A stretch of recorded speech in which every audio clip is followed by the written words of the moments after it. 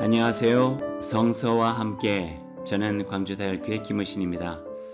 그동안 잘 지내셨는지요? 말씀과 함께 살아가는 삶, 또 부활의 계절이니까요. 부활하신 예수 그리스도와 함께 여러 가지 우울한 일들과 어려운 일들 참 많은 이때에 새 힘과 소망을 가지고 살아가는 삶에 또 다른 기쁨이 있습니다. 어려움은 잘 이겨내고 힘들면은 서로 격려하고 도와주면서 함께 나아가면 그 가운데서 도와주시는 하나님의 놀라운 은총과 더불어서 새 힘과 믿음으로 살아갈 수 있으리라 여겨집니다. 요즘 제가 살고 있는 아파트에 엘리베이터 공사를 시작했습니다. 20년이 조금 넘는 아파트인데 그러다 보니까 엘리베이터에서 늘 탈 때마다 소리도 나고 또 찌그럭찌그럭 하면서 또 불안하기도 하고 그랬거든요. 그러다가 주민에 의해서 결정을 해서 새로운 엘리베이터로 교체하자 그런 결정을 하게 된 거예요. 한 3주 정도 걸린다 하는데요. 기대도 되지만 또 불안함도 없어진다 하니까 참 좋습니다. 그런데 반대급부인지 3주 동안은 엘리베이터 없이 계단으로 올라갔다 내려갔다 해야 되는 거예요. 제가 11층에 살거든요. 그러니까 제일 처음에 올라갈 때는요, 꽤 힘이 들더라고요. 엘리베이터로 쉽게 올라갔던 그 편리함이 없어지고 계단 하나하나 이렇게 올라가다 보니까요. 또 저희는 1층부터 시작하는 것이 아니라 B1 지하 1층부터 또 계단이 시작되거든요. 그러다 보니까 올라갔다 내려갔다 하는 게 그렇게 만만치 않아요. 운동 삼아 올라가니까 도움은 되겠죠. 그리고 생각해보면 모든 것이 다 좋은 것은 없어요. 좋아지는 거에는 그만큼 우리들이 감당해야 되는 부분들이 있다 하는 생각도 해보게 됩니다. 성서도 마찬가지예요. 아무리 하나님의 사람으로 귀한 일을 한 사람도 부족함이 있었어요. 인간적 한계가 여실히 드러난 때도 있었고요. 또 다윗처럼 우리가 지난 에피소드에 대해서 이야기했죠. 죄를 짓고 하나님 앞에서 또 잘못하게 되어진 경우들도 있었고요. 그럼에도 불구하고 하나님은 또 그 사람의 또 다른 밝은 빛과 같은 면을 보고 받아주시고 죄를 책망하시고 그에 대해서 대가를 치르게 하셨지만 또 그를 통해서도 또 아름답고 하나님의 선한 일들을 이루어 가게 되는 것을 보게 됩니다. 오늘은 열왕기서를 지난 에피소드에서 했고 역대기를 해야 되는데 그 사이에 예언자에 대한 이야기를 여러분과 함께 나누고 싶습니다. 예언자가 어떤 분들인가, 또 예언자들이 가지고 있는 시대적 통찰과 그 가운데서 하나님께서 펼쳐가려고 하셨던 그 하나님의 관심과 하나님의 섭리, 그 비전, 거기에 대한 이야기를 여러분과 함께 나눠보려고 합니다. 나누는 방법은요, 예언자들을 한 사람 한 사람 이야기하기보다는 제가 참 존경하고 좋아하는 구약 신학자 한 사람이 쓴 책을 중심으로 해서 여러분과 함께 예언자에 대한 이야기를 같이 나눠보려 합니다. 강하게 추천한다. 정말 이 책은 또 이 분은 여러분이 좋아하고 꼭 읽어보셨으면 좋겠습니다. 제가 오늘 여러분과 함께 나누고 싶은 책 이름은 예언자적 상상력, The Prophetic Imagination. 그리고 그 책의 저자는 월터 브루그만이라고 하는 구약 신학자입니다. 그럼 그분을 통해서 성서 속의 예언자와 또 예언서 속에 남아있는 하나님의 어떤 그 뜻들을 한번 우리들이 만나볼 수 있도록 하겠습니다.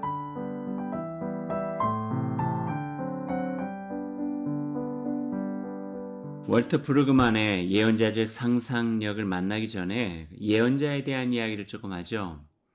히브리어로 예언자에 대해서 나비라 그러거든요. 나비.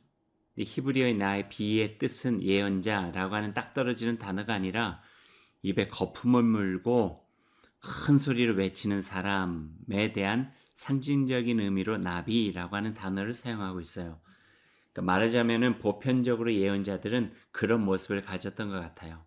그럴 수밖에 없었겠죠. 하나님의 뜻을 온전하게 따르지 못한 이 세상을 향해서 하나님의 말씀을 전하는 자였으니까요.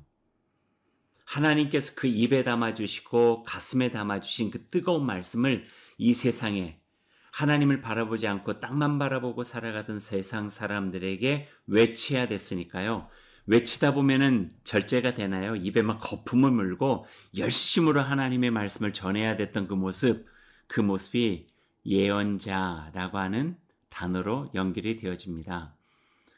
예언자는 그런 사람들이었어요. 자기의 생각, 자기의 뜻, 자기가 하고 싶은 말이 아니라 하나님의 생각, 하나님의 뜻, 하나님이 그 가슴에다 넣어주신 그 말씀을 왕이면 왕에게, 세상이면 세상에게, 백성이면 백성에게, 시대면 시대에게, 역사면 역사에게 부르짖으면서 외치면서 살아야만 했던 어쩜 운명적인 자들이 바로 예언자다. 이렇게 이야기해 볼 수 있을 것 같습니다.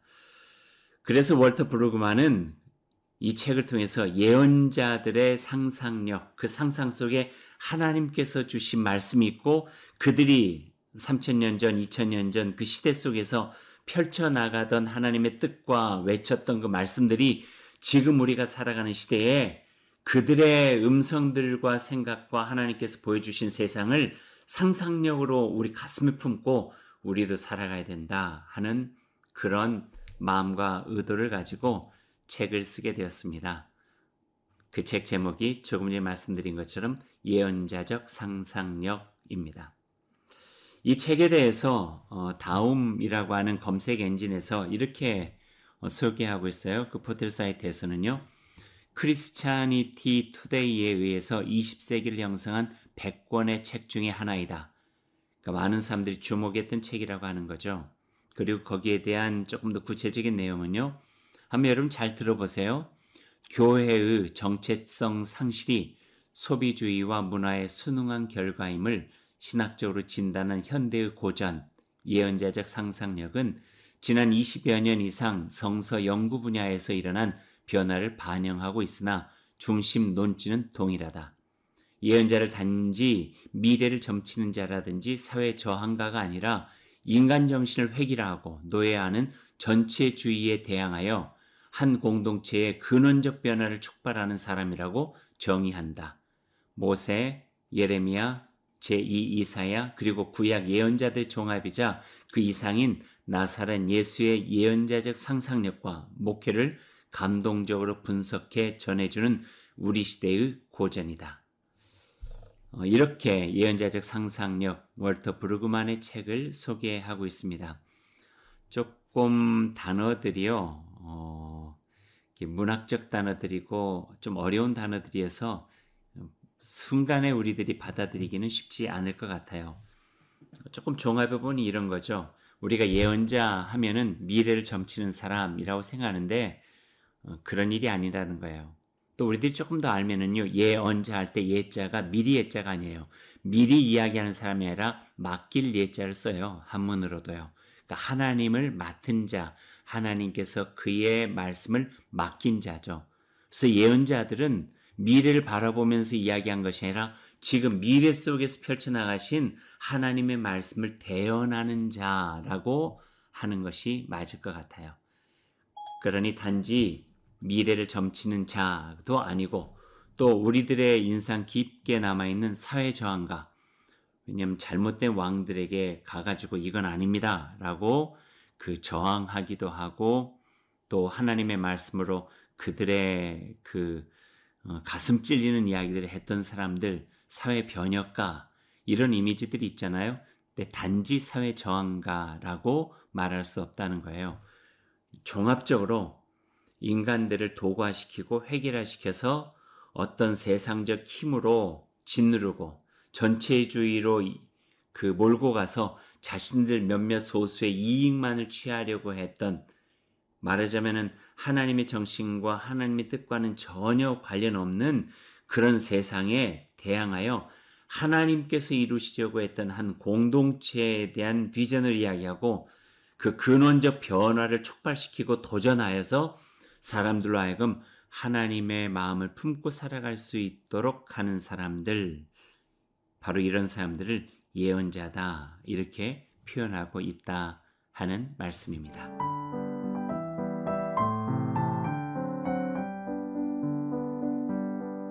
이 책을 제가 만난 때는 청년 시절이었어요. 제목이 좋아서 만났던 책이에요. 예언자적 상상력. 여러분도 참 좋죠. 그 당시 월터 브루그만이 누군지도 잘 몰랐어요. 그냥 구약학자 정도로만 알고 있었는데 이 책을 통해서 만나면서 반하게 됐어요. 그리고 그 이후에 그분이 쓴 책들을 계속 읽어오기도 했죠.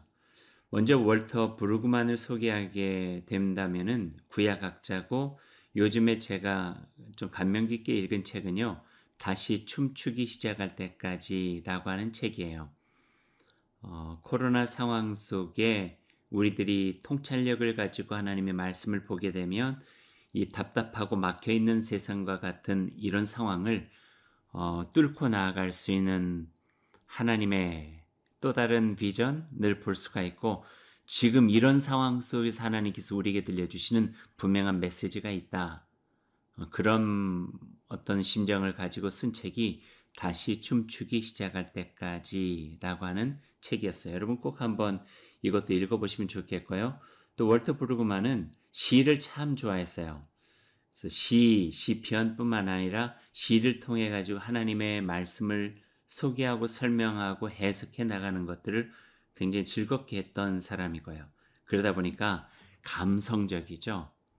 굉장히 논리적이면서도 감성적인 분이 월터 브루그만 교수였어요. 뉴욕 유니온 출신이고요. 꽤 진보적인 학교를 나왔고요. 지금은 컬럼비아 신학교에서 가르치고 있습니다.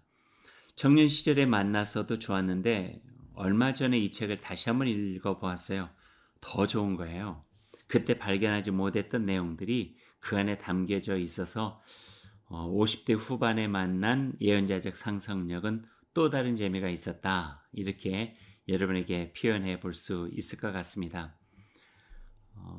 전체적인 내용들을 다 일일이 소개할 수는 없겠지만 그 안에서 제가 느꼈던 한 세 가지 부분을 이야기를 먼저 서론으로 여러분과 함께 이야기를 할게요. 첫 번째는 책을 읽어가면서 내 자신도 모르게 내 안에 형성된 왕권 문화가 있었다는 것을 느꼈어요. 왕권 문화는 예언자 문화의 반대편에 있잖아요. 지난 에피소드에서 이야기했듯이 왕조 전승에 대항하는 예언자 전승. 왕이라고 하는 힘과 권력을 가지고 있는 어느 정도의 안정적인 세력들이 그들의 삶 속에서 하나님을 잃어버리고 하나님의 뜻을 더 이상 생각하지 않고 자신들의 욕망과 자신들의 세력을 넓히는 그 일을 위해서 살아갈 때에 예언자들이 가만히 있지 않았잖아요. 하나님이 어떤 말씀을 하시는가를 전해야만 됐었잖아요. 그러니까 이것을 보게 된 거예요. 나도 모르게 내 안에 형성된 왕권 문화가 있었구나.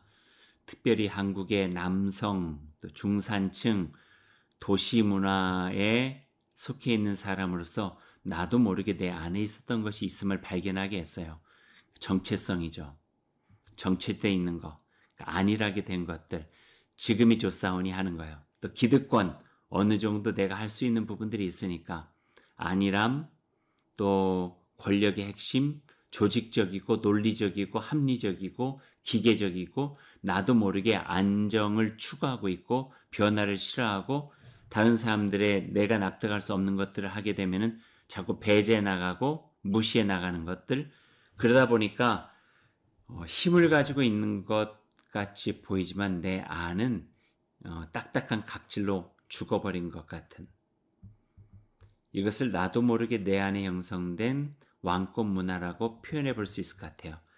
그것을 지속적으로 예언자적 상상력이라고 하는 책에서 월터 브루그만 박사는 해체라 네 안에 그것이 있다. 네 안에 숨어있는 그 잘못된 모습들 그 딱딱한 각질과 같은 그 모습들을 인정해라. 계속적으로 이야기를 하고 있는 거예요. 그리고 그것을 해체해 나가려고 노력할 수 있도록 우리를 끄집어내 나가는 일들이 이 속에 담겨져 있어요. 그래서 어디로 가게 하는가? 하나님이 세워가신 대한공동체의 담지자인 상상력 있는 예언자로 살아내라. 이렇게 도전하고 있어요. 하나님은 지금 이대로 모습을 원하지 않는다 하는 거예요. 하나님은 변화를 원하신다는 거예요. 하나님의 말씀 안에서 하나님께서 펼쳐가시는 그 세계에 대한 상상력을 가져보라. 이런 말씀이죠. 이런 도전이죠. 대양 공동체, 지금보다 더 나은 하나님의 뜻과 하나님의 말씀에 충실한 공동체로서 우리가 변화해서 나아가야 된다고 하는 도전들을 지속적으로 해 나가고 있어요. 그 도전의 과정 속에 우리를 고독하게 만들고 하나님과 1대1의 관계로 우리가 무릎 꿇게 하고 하나님 안에서 주시는 그 말씀으로 자유함을 누리고 감성적이 돼야 되고 하나님의 말씀에 순응과 순종하려고 애써야 되고 도시 문화 속에 있는 것이 아니라 광야로 나간 마치 예수님께서 40일 광야를 통하여서 공생애를 시작한 것처럼 새로운 세상을 향하여 광야로 내 자신을 몰아넣고 거기서 하나님과의 1대1의 관계 속에서 주님 주시는 말씀을 들어보고 그리고 그 안에서 주어진 생명력과 활력을 가지고 새로운 날에 대한 상상을 펼쳐나가고 그 일을 위하여 봉사하고 용기를 내고 나아가라. 이런 도전들이 이 책에 계속 있다 하는 말씀이에요.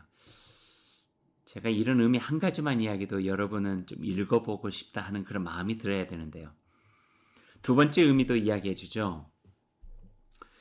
책을 읽어가면서 제 개인적으로 솔직히 잠시 유보되었던 꿈과 열정을 회복해 나가는 계기도 되었어요. 신학교 때, 청년 시절에 제가 하나님의 목회를 꿈꿀 때 그리고 주님 예수 그리스도의 제자로 내가 살아가 보겠다고 고백하고 언약할 때 가졌던 마음이 있었잖아요. 신앙의 꿈과 열정들, 하나님 저를 주님의 도구로 사용하셔서 하나님의 꿈 꾸시는 그 나라에 저도 작은 조각이나마 함께 힘이 되고 그 자리에서 일하기 원합니다. 근데 어느 때부턴가 제가 잊고 있었던 게 있었더라고요. 점점 안정적인 것을 원하고 편해져 버린 거예요. 물론 일이 없었던 것은 아닌데요. 내 안에 내 자신의 가슴을 뜨겁게 만들고 그 끌어오르게 만들었던 그 꿈과 열정들이 내 안에 이렇게 사그라들어져 있는 것을 느끼게 되었죠. 그런데 이 책, 예언자적 상상력은 그 꿈과 열정을 소환해내게 한 거예요. 너 예전에 청년 시절에 그런 꿈이 있었지? 그런 신앙에 대한 열정이 있었지? 그런 하나님의 나라를 꿈꿨지? 그 일을 위해서 네 한 사람 몸이 하나님의 도구로 사용되기를 원했지? 기도했지? 약속했지? 다시 소환해 주는 그 도전적 책이 바로 이 책, 예언자적 상상력이었어요. 그런 책을 읽는 동안에 두꺼운 책은 아니었지만 제 마음에 굉장히 좋았죠. 또 한 가지는 책을 통해서 우리의 자리를 깊게 들여다볼 수 있는 시간이 되어 저 자신도 그랬으니까요. 그리고 그 책을 통해서 부여받은 새로운 불씨 하나를 발견하고 책 안에 머금이 아니라 책에서 다시 이렇게 불붙어 오른 불씨 하나를 가지고 나의 삶의 자리로 나아갈 수 있도록 도와주는 책이 바로 이 예언자적 상상력이라고 하는 책이었습니다. 간단하게 여러분에게 이야기하지만 여러분은 그 마음을 집중해서 그 책을 읽어볼 수 있는 기회를 가져보았으면 좋겠습니다. 이런 이야기도 해도 될 것 같아요. 누가 읽으면 좋을까? 저에게도 참 좋았지만 어떤 사람들이 이 책을 읽으면 훨씬 더 좋을까? 한 5종류의 사람들을 생각해 봤어요. 첫 번째는 살아있는 성경적 목회를 꿈꾸는 목회자들이 읽으면 참 좋겠다. 두 번째는 예언자적 전통의 관점에서 성경 말씀을 통전적으로 연구하고 싶은 신학생들, 신학자들이 읽으면 참 좋겠다. 세 번째는 성경적 대안의식, 하나님이 이 땅에서 어떤 나라를 세워가시려고 하시나 하는 그런 관심을 가지고 대안 신앙 공동체를 꿈꾸는 현장 사역자나 그리스도인들. 그리고 네 번째는 하나님 나라의 관점에서 성경을 읽어가고 있는 젊은 청년들. 그리고 마지막 5번째는 여러분 모두 다 이 책을 읽어보셨으면 참 좋겠다 하는 생각을 해봅니다. 그런 의미로 생각해 보면은요, 지금 이 팟빵을 통해서 오늘 이 예언자적 상상력 책을 만난 여러분은 참 복된 거예요. 복이 있는 거예요. 즐거운 상상을 할 수가 있잖아요. 행복한 상상을 할 수 있잖아요. 머물러 있는 저수지와 같던 내 심령 속에 새로운 생명적 강물이 흘러나갈 수 있도록 나의 삶을 열어놓는 귀한 계기가 될 수 있잖아요. 그러니 얼마나 좋겠어요. 예언자적 상상력이라는 책을 통해서 하나님을 만나고 예언자들의 영성을 만나고 내 가슴을 터치해 주시는 하나님의 말씀과 손길을 만나는 여러분의 삶에 하나님의 놀라운 역사가 꼭 이루어질 수 있기를 기도하고 응원하겠습니다.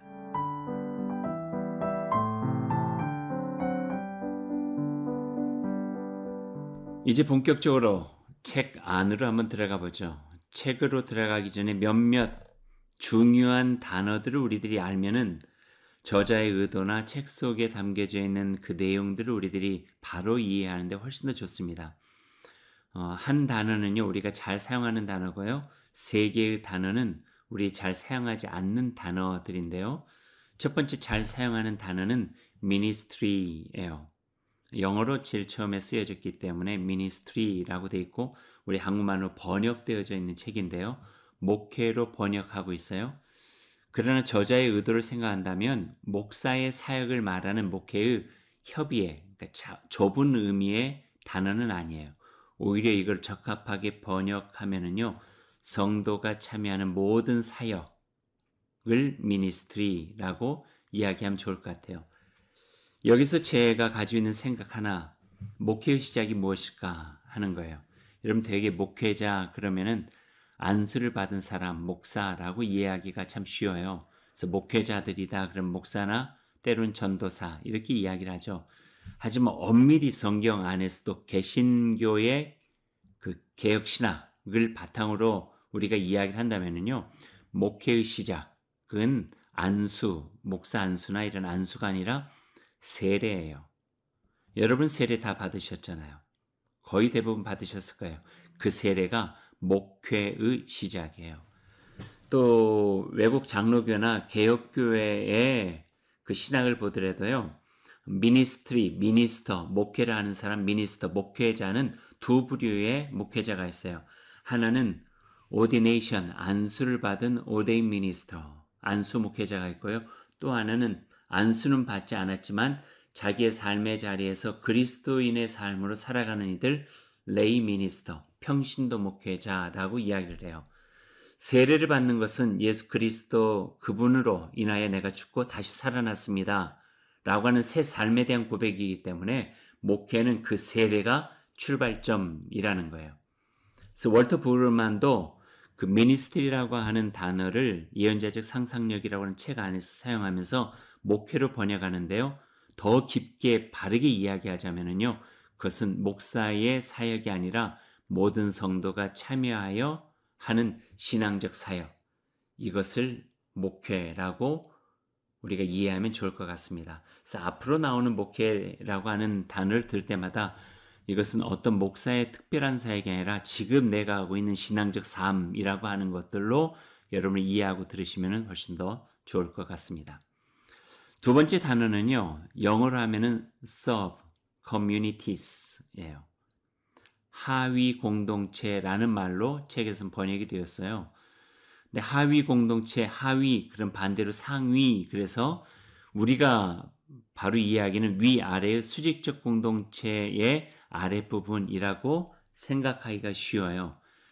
그러나 월터 브루그만의 보다 더 분명한 그 의미를 이야기를 한다면요. 위아래의 수직적 공동체가 아니라 수평적 공동체에서 나눠지는 거예요. 어떻게 나눠지는가? 하나는 주류로 대비되는 변두리로 이야기할 수가 있어요. 주류로 대비하는 변두리 비주류 공동체로 옮기는 것이 서브 커뮤니티에 적합할 것 같아요. 저자의 의대로 이야기를 한다면은 예언자적 사역 공동체가 등장하는 자리는 결코 상위의 어떤 공동체가 아니라 하위의 공동체였다는 거예요. 말하자면은 비주류의 공동체라는 거죠. 그러니까 중간에서 힘을 가지고 살아가는 공동체가 아니라 변두리에서 주변부에 밀려나 있지만 적어도 그 안에 하나님의 생명력 있는 말씀을 가지고 살아가는 공동체 바로 그곳에서부터 하나님 그리고 예언자의 역동적인 힘들이 집합되어지고 드러나게 된다 하는 것을 이야기하고 싶었던 거예요. 베들레헴이 비주류였잖아요. 서브 커뮤니티스예요. 또 팔레스타인 마찬가지고요. 골고다 언덕 마찬가지예요. 예수 그리스도 나사렛 갈릴리 마찬가지예요. 하위 공동체라 이야기할 수 있는 마지널리티 주변부 변두리에 속한 이들이에요. 바로 그곳에서부터 하나님 놀라운 역사는 시작되고 거기서 불일듯이 일어나고 전 세계 가운데 이루어진다 하는 말씀들을 하고 있습니다.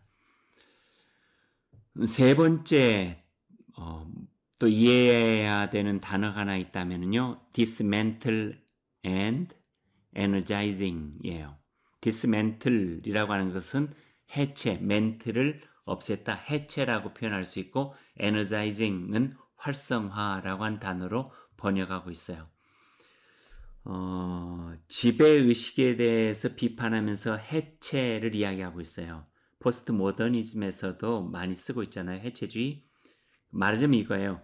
대안적 상상력이 있어요. 이게 더 낫다라고 하는 확신이 있다 보니까요. 지금 이것을 해체해야 되는 거예요. 해체하지 않으면 새로운 것을 지어낼 수가 없는 거죠. 우리 개인적 삶도 마찬가지예요. 에베소서에서 바울사도가 이야기한 것처럼 벗어버리지 않으면 새로 입을 수가 없어요. 무너뜨리지 아니하면 새로 세울 수가 없어요.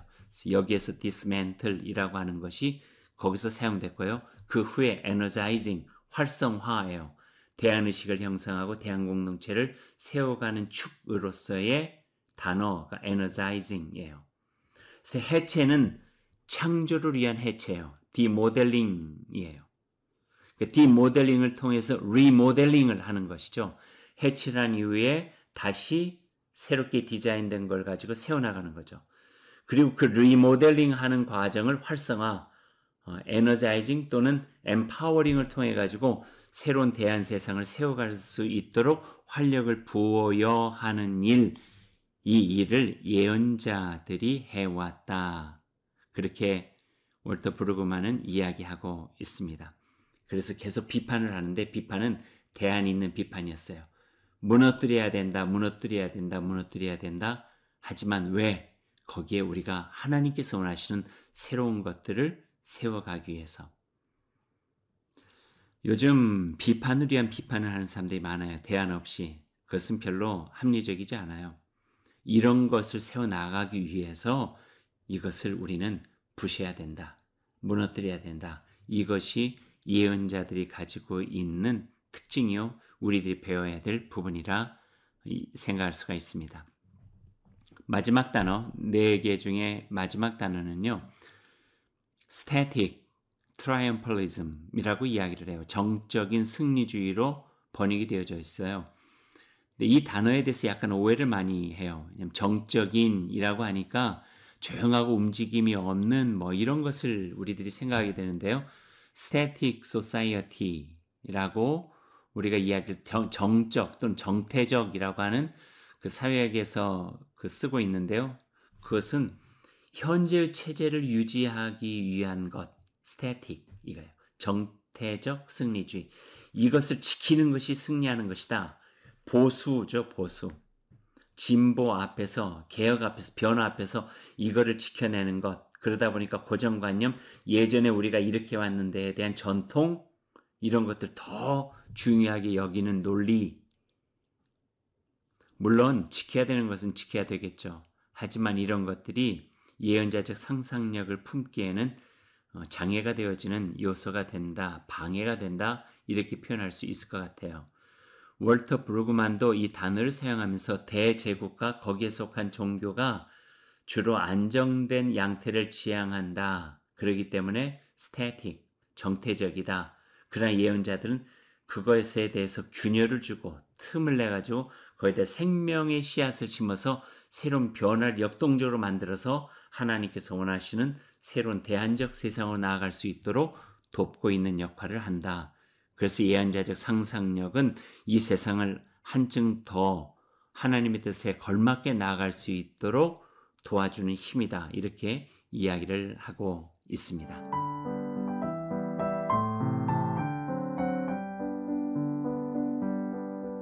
월터 브루그만 박사는 예언자 상상력의 서론에서 이 책을 쓰게 된 이유를 이렇게 밝히고 있어요. 두 가지 정도를 이야기하고 있는데요. 첫 번째는 극단적인 욕망 충족으로 타인의 아픔에 공감한 능력을 상실한 지배문화에서 하나님의 말씀에 응답할 영적 감수성을 회복해 주는 책이 되었으면 좋겠다. 예언자들이 그랬거든요. 타인의 아픔에 공감하는 능력을 가지고 있는 사람이에요. 힘든 사람들과 같이 힘들어했죠. 아픈 사람들과 같이 아파했죠. 절망하는 사람들과 같이 절망하다 보니까 그 안에서 탄식하게 되고 하나님을 부르짖게 되고 하나님이 주시는 그 음성과 그 말씀에 가슴이 뜨거워지니 그 현장 속에서 일하게 된 이들이 바로 예언자들이었죠. 그래서 하나님의 말씀에 시대 속에서 응답해낼 수 있는 영적인 감수성을 예언자들이 가졌다면 지금 이 시대는 그 공감의 능력을 상실했기에 예언자적 상상력, 그 공감하는 능력을 우리들이 회복해야 되겠다. 이 책을 쓰게 된 첫 번째 이유로 밝히고 있는 거예요. 두 번째는요, 왕권 의식으로 가득 찬 지배문화에 의하여 억눌리고 무기력해진 변방 사람들에게 하나님이 일으키시는 새 일에 참여할 수 있도록 희망을 고취해주고 싶었다. 이런 이야기를 하고 있어요. 힘들면 주저앉죠. 어려우면 지치죠. 그리고 더 살아봤자 무엇일까? 내가 할 수 있는 것들이 없다. 이렇게 무기력한 채 자기의 삶을 그냥 팽개쳐버리는 이들, 억울하지만 서운하지만 무기력해져 버린 그 변방 사람들에게 하나님이 당신들과 함께 하신다. 새 일과 새 희망을 가지고 다시 한번 일어날 수 있도록 용기를 주고 싶었다. 이것이 두 번째 이 책을 쓰게 된 이유라고 밝히고 있습니다. 어떠세요? 필요하죠? 정말 필요한 두 가지의 이 책을 우리가 한번 만나야 되는 이유이기도 해요. 꼭 이 책을 읽지 않아도 돼요. 그냥 영적인 감수성의 회복과 내 안에 다시 시작하고 싶은 그 희망, 그걸 갖고 살아간다면 얼마나 좋을까 하는 생각을 해보게 돼요. 요즘엔 초등학생들도 절망해요. 중학생, 고등학생 얼마든지 미래에 대해서 꿈꾸지 않고 내 인생은 이제 끝이다 이렇게 여겨지는 애들도 있다는 거예요. 전쟁과 같은 경쟁에서 그 작은 경쟁에서 탈락해버리고 또 주저앉아버리면요 인생이 끝난 것처럼 생각하는 경우도 얼마나 많이 있는데요. 그만큼 경쟁이 우리에게 이렇게 사람들의 마음들을 옥죄고 스트레스풀하게 만들고 우리의 삶의 인생의 미래까지도 결정해버리는 그런 모든 게 돼버리고 말았어요. 정말 좋은 거 많은데 경쟁 아니고도 우리가 할 수 있는 일들이 얼마나 많이 있는데요. 그것을 미처 맛볼 수 있는 기회조차 박탈해버리고 있다 하는 거죠. 그래서 이 책은 우리에게 참 중요한 두 가지를 보여주고 있는 거예요. 영적 감수성에 대한 회복, 그리고 새 일에 참여할 수 있는 희망이죠. 저는 이 책을 읽으면서요, 또 다른 책 하나가 생각이 났어요. 오래된 미래라고 한 책이에요. 헬레나 롤베리가 쓴 라다크 이야기예요. 오래된 마을에서 미래를 발견하게 되었다 하는 거예요. 요즘 어른들에게서 우리 삶의 미래를 발견하게 된다 이런 뜻으로 이야기할 수도 있겠죠. 어른들의 지혜겠죠. 예언자는 수천 년 전의 사람이지만 예언자들의 삶을 통하여 우리는 미래에 대한 상상력을 갖게 된다. 성경도 마찬가지예요. 2000년 전에 완성이 되어지는 책이지만 2000년 후인 지금에도 이 성서는 우리에게 미래를 보여주고 계시잖아요. 대안적 공동체와 그 삶에 대한 것들을 우리들에게 촉발시켜 주잖아요. 그래서 예언자적 상상력은 어제와 오늘과 내일을 향한 이야기가 바로 이 속에 담겨져 있다. 묵은 책에서 발견하는 희망이다. 이렇게 표현해 볼 수 있을 것 같습니다.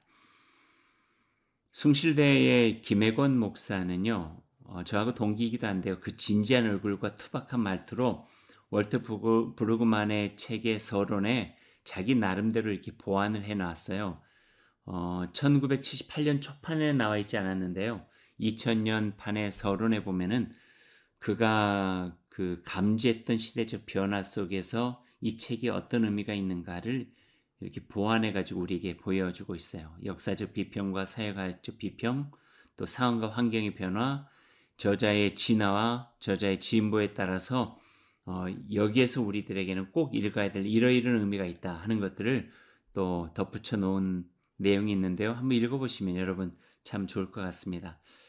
바라기는 전체가 읽으면 제일 좋겠지만요. 그러지 않으면 앞에 있는 서론만 읽어도 충분히 이 책을 산 값을 하고도 남을 수 있다. 이런 생각도 해보게 됩니다.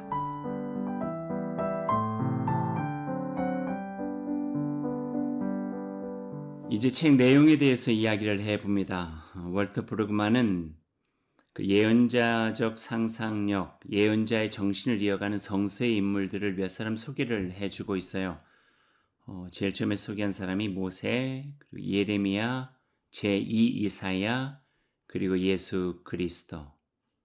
이 네 인물을 통해서 예언자적 상상력을 보여주고 있죠. 그러면서 예수의 예언자적 사역이 새 예언자들을 포괄적으로 하면서 이 시대와 세상에 어떤 걸 보여주고 계시는가 하는 부분으로 이야기하고 있는 거예요.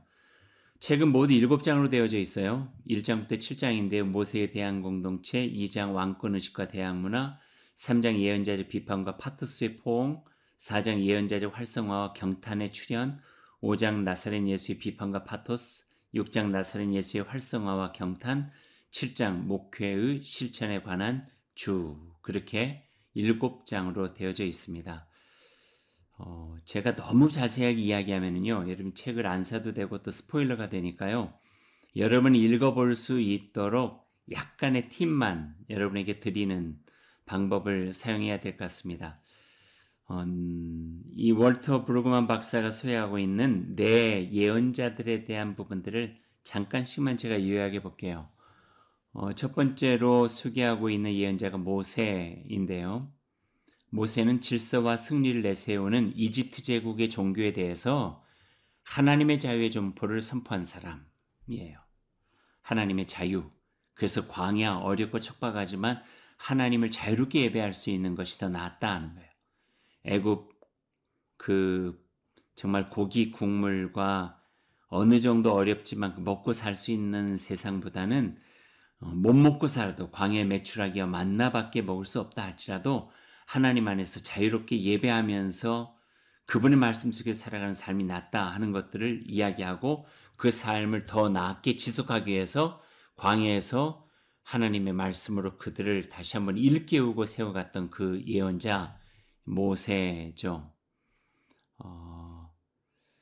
그래서 모세는 하나님의 자유의 종교를 그들에게 보여줬고 또 여호와 하나님을 통해 가지고 세워갈 수 있는 하나님의 나라에 대한 것들을 제시해 준 예언자라고 표현해 볼 수 있을 것 같습니다.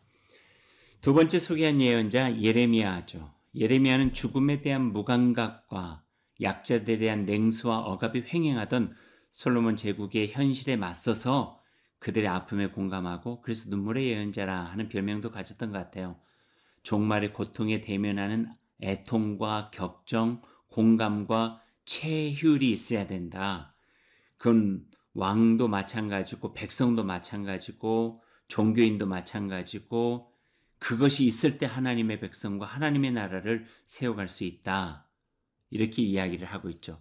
이게 상실돼 버리고 이게 없게 된 나라는 하나님의 나라일 수 없어서 포로가 될 수밖에 없다.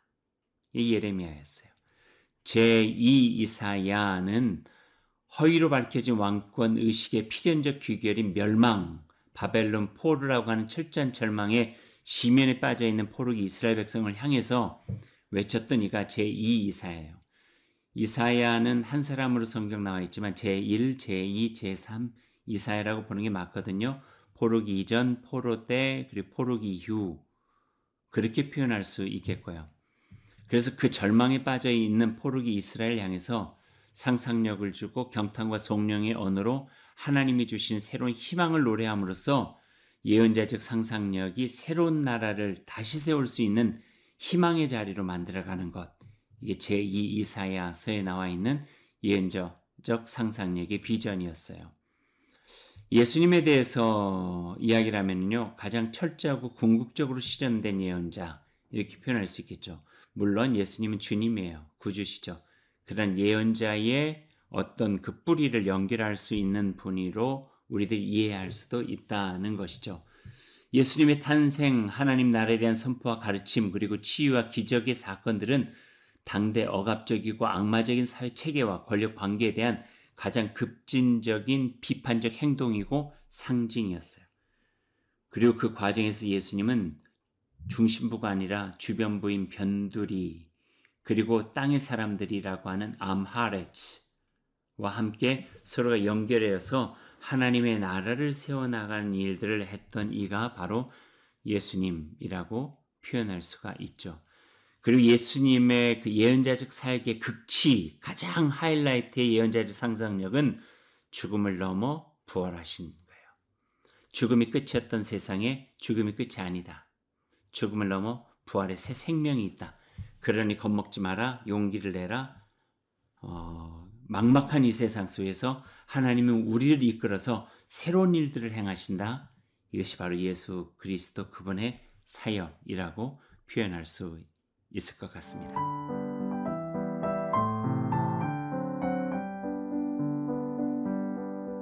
제가 전체 책을 다 이야기하긴 그랬지만 거기에 한 가지 다시 춤추기까지 그분의 책에도 또 한 번 반복이 되어진 내용이 있네요. 이게 참 중요한 게 하나가 있어요. 그 예언자적 상상력을 통해서 월터 브루그만이 이런 이야기를 해요. 타인식에서 타논으로 가야 된다고요. 타인식은 절망이에요. 힘들다 힘들다예요. 타논은요, 그 힘든 상황을 가지고 하나님께 나아가는 거예요. 그러니까 대안을 하나님 안에서 발견 나가는 거죠. 애통이 비판으로, 비판이 탄원으로 바뀌고 그 탄원은 대안으로 바뀌어낼 수 있는 힘이 될 수 있다는 거예요. 그러니 아무리 힘들고 절망적인 상황에 이건 절망이다, 이거는 우리들이 안 된다라고 말해서는 안 된다는 거죠. 이것을 긍휼히 여겨주시는 하나님 안에서 우리는 새롭게 나아갈 수 있다. 그렇게 표현할 수 있을 것 같아요. 예전에 김근태 씨인가요? 그분이 이야기했던 거 하나가 어둠을 어둠이라 말하는 것은 쉽다. 하지만 우리는 어둠을 어둠이라 말하기 말고 어둠 속에 작은 촛불 하나 세워놓는 것. 이것이 바로 우리에게 주어진 일이다. 이게 예언자적 상상력인 것 같아요. 세상은 절망의 벽으로 갇혀버렸지만 거기 하나님께서 보여주신 대안적 공동체의 희망을 가지고 촛불 하나 빛을 밝혀놓는 것. 이것이 바로 예언자적 상상력을 통해서 우리에게 보여주고 계시는 것입니다. 이야기들을 할 수 있는 게 너무 많아요. 2장 왕권의식과 대한문화도 마찬가지고요. 3장으로 들어가면서 예언자적 비판과 파토스의 포옹에 대한 부분들도 마찬가지고요. 그래서 거기에 보면은요, 더 나은 세계를 상상하라 그래요. 현실적인가, 가능한가, 합당한가, 이걸 묻지 말라는 거예요. 더 나은 세계가 어떤 것인가를 우리가 상상하다 보면은 지금에 합당하지 않아도, 가능하지 않아도, 현실적이지 않아도 그 일을 위해서 우리가 일하고 있는 우리의 삶의 모습을 발견하게 될 것이다. 상상력은 위험하다. 하지만 상상력은 새로운 것을 추구하고 새로운 대한 문화의 장을 열어가는 힘이다. 이렇게 표현할 수 있어요. 그래서 월터 브루그만은 예언자는 시인이다. 그렇게 이야기를 하고 있는 거예요. 그래서 시를 참 좋아했던 것 같아요. 설명될 수 없는 것을 시적인 언어로 창조해내고 상상하게 하고 그 상상 속에 새로운 세상을 꿈꾸게 하고 있기 때문이다. 이것이 바로 예언자적 상상력이다. 이렇게 표현하고 있어요. 그래서 성경에 보면은 시가 많이 나와 있는 것 같아요. 150편의 시도 마찬가지이고요. 또 시편 읽어보면은 거기에서 새로운 세계에 대한 희망들이 담겨져 있죠. 1점 이런 거예요. 제가 그 시 하나를 소개할게요. 희망의 발걸음에 맞춰서 높은 산을 넘어가면서 부를 수 있는 노래라고 표현할 수도 있어요. 닫힌 태가 열려 아이를 낳고 막힌 담이 무너져 새로운 세계가 펼쳐지고 마른 뼈가 살아나 군대가 되고 죽은 나무에 생기가 돌아 푸르게 된다. 이런 노래를 부르고 있다면 우리는 현실 안주의 삶이 아니라 높은 산 깊은 골짜기라도 주님의 손을 붙잡고 함께 넘어가고 함께 건너가면서 하나님께서 보여주시는 그 대안의 공동체의 아름다운 나라를 이루어갈 수 있게 될 것이다 하는 것이죠. 제가 여러분에게 노래 하나를 들려줄 수 있다면 이 노래를 꼭 들려주고 싶은데요. 꽃다지가 부른 당부라고 하는 노래가 있어요. 찬송가는 아니지만 참 내용이 좋아요. 앞으로 살아갈 미래를 생각하면서 우리에게는 노래가 있다. 이 노래를 부르는 한 우리는 지치지 않고 절망하지 않을 것이다. 그렇게 청년들에게 당부하고 있는 내용이 이 노래 안에 있거든요. 여러분 유튜브에 들어가서 꽃다지 당부를 한번 쳐보세요. 그리고 그 노래를 꼭 한번 들어보셨으면 좋겠습니다.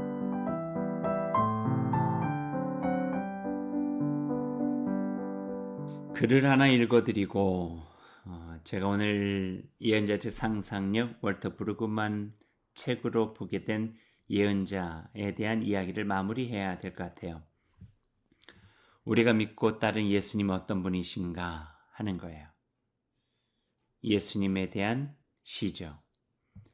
예언자의 결기로, 예언자의 너른 상상력으로 지배 문화 속에 기생하는 사탄을 몰아내고 구석구석 빛처럼 스며들어 변두리 작은 자까지 껴안고 십자가를 넘어 정의와 긍휼로 새 언약 백성을 세워가신다.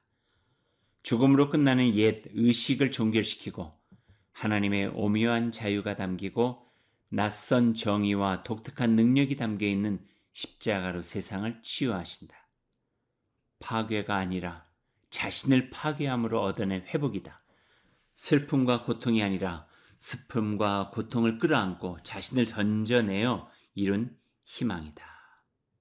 예수 그리스도, 그분 안에 모세가 있고 예레미야가 있고 이사야가 있고 아모스가 있었다. 그렇게 예수는 예언자적 상상력을 완성시켜가는 그리스도시요 하나님의 아들이셨다. 이 이야기를 좀 해보고 싶었어요. 이제 마지막 맺는 이야기들을 여러분 좀 해볼까요? 그러면 우리는 누구인가? 이 시대의 예언자로 부름을 받았다. 여기에 공감해야 돼요. 그리스도인이란 이 시대 각 그리스도인들이 살아가고 있는 그 시대에 하나님께서 예언자로 부르신 이들. 강단에서 삶에서 설교로 살아감으로 하늘 음성에 반응하는 영적 민감함으로 내 안에 세워진 하늘 뜻과 하늘길을 바라보며 삶의 기민함으로 굳센 믿음으로 용기내어 살아가는 예언자가 그리스도인이라는 거예요. 그래서 그리스도인은요, 예언자적 상상력처럼 지난날에 하나님의 말씀을 통해서 우리에게 주신 것을 기억해내야 돼요. 그리고 기억을 바탕으로 해서 상상해내야 돼요. 오래된 미래를 꿈꾸며 수천 년 전에 하나님께서 그 하나님의 사람들인 예언자를 통해서 그 가슴에 집어넣어 주신 하나님의 말씀과 그 눈으로 보여주신 이 하나님의 대한 공동체적 미래를 이 시대를 살아가는 그리스도인들이 가슴에 새기고 그리고 눈으로 바라보면서 예수 그리스도 안에서 배운 남다른 생각과 삶의 방식으로 이 허위로 가득 찬 세상을 뒤엎고 새로운 세상, 대한 공동체를 향하여 나아가는 힘, 그것이 바로 예언자적 상상력을 통해서 얻을 수 있는 힘이라는 거죠. 이것을 종합해서 우리 교회에서 잘 쓰는 단어로 우리가 요약해 본다면 좁은 길을 가는 기쁨을 가지며 라고 이야기할 수 있을 것 같아요. 쉽지는 않겠죠. 그러나 예언자들이 하나님의 뜻을 가지고 먼저 걸어가신 길이라면 우리도 걷겠습니다. 그분들이 세상에서 외쳤다면 우리도 외치겠습니다. 그분이 꿈꿨다면 우리들도 꿈꾸겠습니다. 그래서 예언자들의 그 정신이 반영되어지고 하나님의 말씀을 통해서 얻게 된 그 예언자의 상상력을 우리도 가슴에 품고 우리의 미래 속에 계획하고 주님께서 주시는 그 희망과 용기를 가지고 하나님께서 펼쳐가시는 그 새로운 나라들을 세워나가고 그 나라를 이루기 위해서 새 노래를 부르며 살 것입니다. 이것이 바로 우리 고백이면 좋겠습니다. 어떠셨어요? 예언자적 상상력. 좀 쉽게 여러분과 이야기하고 싶었고 정말 중요한 책이라 여러분과 같이 나누고 싶었는데 여러분 어떻게 들으셨는지 모르겠어요. 그러나 결론은 이것입니다. 여러분 꼭 사서 읽어보셔요. 그리고 열린 마음으로 월터 브루그만을 통해서 우리에게 들려주고 계시는 예언자의 음성을 한번 들어보시면 좋겠습니다. 그 힘이 우리의 삶을 더욱더 순수하게 만들고 순전하게 만들고 하나님의 말씀을 담대한 사람으로 이 세상에 하나님의 나라와 하나님의 뜻을 세워가며 살아가는 주의 복된 백성 될 수 있을 줄로 믿습니다. 그러한 복이 여러분의 삶과 또 여러분의 일터, 여러분이 살아가는 모든 삶의 자리에 이루어지길 원합니다. 이제 다음에 뵙겠습니다. 다음에는 역대기가 아마 될 터인데요. 역대기를 통해서 또 열왕기에 다 다루지 못했던 이스라엘 역사 속에 또 그 역사 속에 기대는 하나님을 만나는 그런 귀한 시간을 가져보겠습니다. 다 여러분의 삶에 하나님께 주시는 건강과 평강 임하시기를 원합니다. 샬롬. 지금까지 성서와 함께 김의신 목사였습니다.